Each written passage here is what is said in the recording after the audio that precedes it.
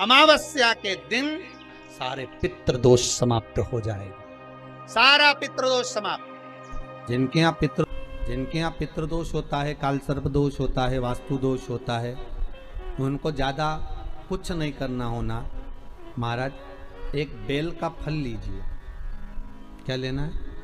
Bell का फल, बेलपत्री का जो फल होता है उसको ले लो। उसके अंदर का जो गुर्दा होता है, अंदर का जो भाग होता है, उसको निकाल लीजिए और उस बेल के फल में आटा सेक कर उसमें शक्कर मिलाकर उसको उसके अंदर भर लीजिए।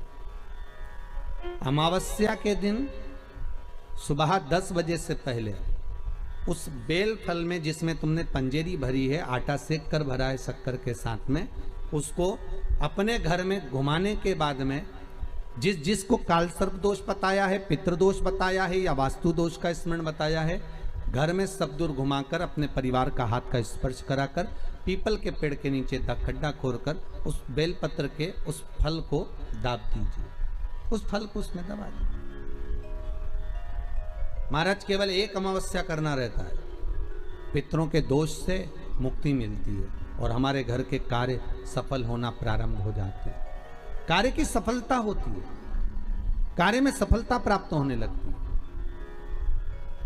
अमावस्या के दिन दोष काल में, प्रदोष के समय पर, प्रदोष काल में शाम के समय पर जाकर किसी भी नदी, तालाब, बावड़ी, कुआं, कहीं ना कहीं जो आपके पास में हो, वहां पर एक घी का दिया, बत्ती का मुंह दक्षिण की ओर कर कर अवश्य जला कर जाना। सारे पितृदोष समाप्त हो जाएगा, सारा पितृदोष समाप्त। अमावस्या के दिन किसी भी जलाशय के पास में, नदी, तालाब, बावड़ी, कुआं, जो आपके शहर में, आपके गांव में, आपके नगर में हो, वहां जाकर लगा दे। अगर नदी, तालाब, बावड़ी, कुआं नहीं है तो पीपल का वृक्ष हो या बेलपत्री का वृक्ष हो या बट का वृक्ष हो, उसके नीचे लगा दो प्रदोष काल में। पर अमावस्या के दिन लगाएं जरूर। क्यों? क्योंकि अमावस्या के दिन पितृ शाम के समय प्रदोष काल में शंकर भगवान का नाम जाप कर कर नदी, तालाब, बावड़ी पर पानी पीने जाते हैं। वहां से जल का आचमन कर कर पितृ अपने लोक को चले जाते हैं प्रदोष काल के समय पर। इसलिए प्रदोष काल में जलाशय के पास में, बावड़ी, कुआं, नदी, तालाब के किनारे पर दिया लगाया जाता है दक्षिण की ओर मुख कर कर बत्ती का। तो पितृ आशीर्वाद देते हुए जाते हैं कि फलो फूलो, आगे बढ़ो, उन्नति करो, तरक्की करो। ये पितरों का आशीर्वाद रहता है, पितरों का वर रहता है। आप देंगे उसको मिलेगा। पितृदोष है, ये आपको कैसे मालूम पड़ेगा?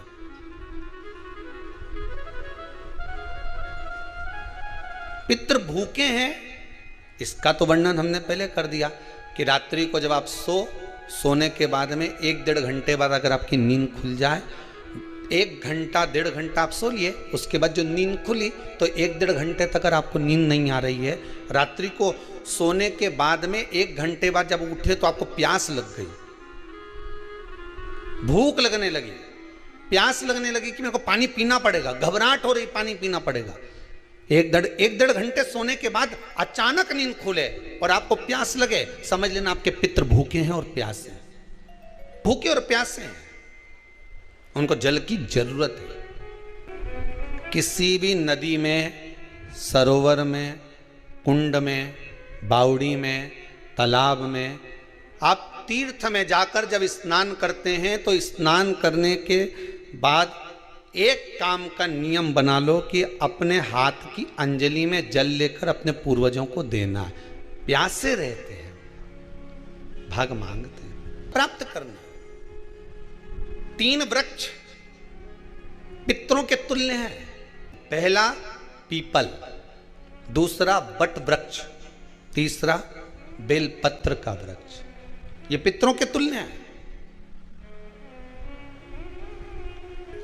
अगर आपको रात्रि में नींद नहीं आ रही है, ऐसा लगता है कि रात्रि को 1 घंटा 1.5 घंटा सोने के बाद कुछ गलत गलत विचार आने लगते हैं, नींद सुबह 3 बजे तक, 4 बजे तक नहीं आती, 4 बजे के बाद फिर नींद आती है, तो एक प्रैक्टिकल जरूर कर कर देखना। एक प्रैक्टिकल करने में क्या जाता है? प्रयास करने में क्या कुछ जाता है क्या? प्रैक्टिकल कर कर देखना कि कहीं सीवर वाला महाराज झूठ तो नहीं बोल रहा है। तो प्रैक्टिकल करने में कुछ नहीं जाए। 1 लोटा पानी लो, उसमें थोड़ा सा कच्चा दूध डाल लीजिए। पत्री का पेड़ या पीपल का पेड़ या बट का पेड़, इन पेड़ के नीचे ले जाकर उस दूध को दोपहर में सुबह 10 बजे से लेकर 12 बजे के बीच में ले जाकर चढ़ा दीजिए।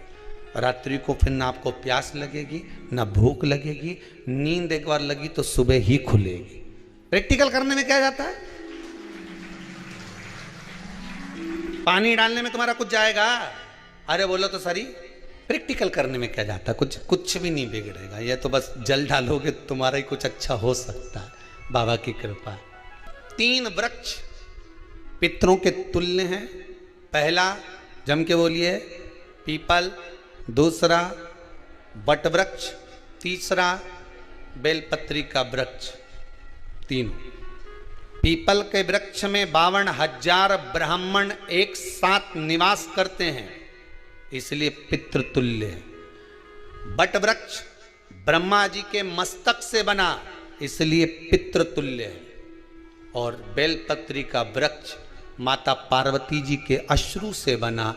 जब आंसू गिरे थे माता जगत जननी जगदम्बा पार्वती के, उस समय पर पितृलोक में हलचल उत्पन्न हो गई थी। हमारी नातिन की आंख में आंसू कैसे आ गए? मैनावती की पुत्री है।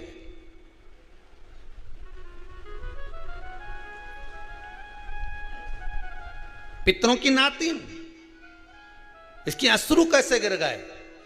पार्वती जी ने कहा ये आंसू नहीं, मेरा पुण्य भाग प्रकट करती हूं बेलपत्री के रूप में। तो पितरों ने वर दिया था कि ये बेलपत्री का वृक्ष हमारा आशीर्वाद है, इसके नीचे अगर कोई दीप लगाता है, शिव को स्पर्श कर चढ़ाता है, उसके पितरों की शांति होगी। हम स्वयं उसको आशीर्वाद देने के लिए पधारेंगे। बेलपत्र का वृक्ष पितृतुल्य। तो रात्रि को अगर भूख लग रही है, प्यास लग रही है, तो पितृदोष। दूसरा पितृदोष का लक्षण बताया, घर में कोई शुभ कार्य ना हो, वंश की वृद्धि ना हो। 1 रुपये कमाओ, 1.25 रुपये खर्च हो रहे हैं, पैसा 10 जगह से कमाई आ रही है पर घर में टिक नहीं पा रही है, आया गया, पितृदोष। जरा सी कटोरी पड़ी है, उसके पीछे विवाद चालू हो जाए, पानी ढुल गया उसके पीछे विवाद हो जाए, या छोटी छोटी बात में घर में क्लेश मचा हुआ है, पितृदोष है। समझ लो हमारे पूर्वज हमसे खुश नहीं, प्रसन्न नहीं। सारी दुनिया के लोग तुमसे कह रहे हैं तेरे घर में पितृदोष है। 1 रुपये कमाते हो, 1.25 रुपये खर्च होता है, मानसिक टेंशन बना रहता है। घर में एक व्यक्ति बीमार है, ठीक हुआ, दूसरा बीमार पड़ गया, दूसरा ठीक हुआ, तीसरा बीमार पड़ गया, तीसरा ठीक हुआ, चौथा बीमार पड़ गया। मतलब कहीं ना कहीं पितृ का भाव, पितृदोष का वर्णन। किसी ने कहा तुमसे कि तेरे यहाँ पितृदोष है, तूने ब्राह्मण को भोजन करा दिया, पिंडदान करा दिया, तर्पण करा दिया, तिलांजलि करा दी, गया जी का श्राद्ध कर दिया, हरिद्वार चली गई, वहां पिंडदान करवा दिया, ब्राह्मण भोज करवा दिया, तिथि पर भोजन करवा दिया, सब कुछ करवा के देते। अब एक काम और करके देख लो, एक काम और करके देख लो। जब तुम घर में भगवान शंकर की आरती, तुम्हारे घर में शंकर जी का शिवलिंग है, भले काय का भी हो, छोटा सा, भले सियोर का कंकर शंकर हो, नर्मदा का कंकर हो, चाहे शंकर पारद के हो, पीतल के हो, स्टील के हो, लकड़ी के हो, जिसके भी हो, लोहे के हो, पाषाण के हो, जिसके भी हो, शंकर का शिवलिंग अगर हमारे घर में है और आप रोज प्रतिदिन भगवान की आरती करते हो, प्रतिदिन, और आपको लग रहा है कि मेरे यहाँ तकलीफ चल रही है, ये ठीक ही नहीं हो रही, लगभग 1.5 महीना आप कम से कम 45 दिन, 1.5 महीने के करीब में ऐसा प्रयास करना कि भगवान की आरती, शिवलिंग, शंकर भगवान के शिवलिंग की आरती करने के बाद उस दिए को भगवान के सामने मत रखो, उस दिए को उठाकर जहां तुम पानी का मटका रखते हो, हंडा रखते हो, जिससे तुम पानी पीते हो, तुम्हारे रसोई घर में जो पानी का मटका, हंडा, बाल्टी, आरओ का पानी जिस मटके में गिरता है, हंडे में गिरता है, जिसको हमारे यहाँ पितरों का स्थान कहते हैं, उस स्थान पर, उस मटके के पास में, उस हंडे के पास में, उस बाल्टी के पास में, जहां रसोई घर में पानी रखते हो, उस रसोई घर में पानी जहां रखते हो, उसके पास में उस दिए को भगवान के सामने नहीं रखना। आरती उतारने के बाद उस दिए को ले जाके सीधे परिंडे के पास में, उस हंडे के पास में, मटके के पास में उसको रखो। केवल 1.5 महीना कर कर देखना। 1.5 महीने के बाद तुम्हें मालूम पड़ेगा कि हम वापिस उन्नति की सीढ़ी पर चढ़ना प्रारंभ करती है, हमें फल मिलना चाहिए। अब तुम्हें ना कहीं जाना है, ना कहीं आना है, ना कोई खर्चा है। खर्चा है क्या?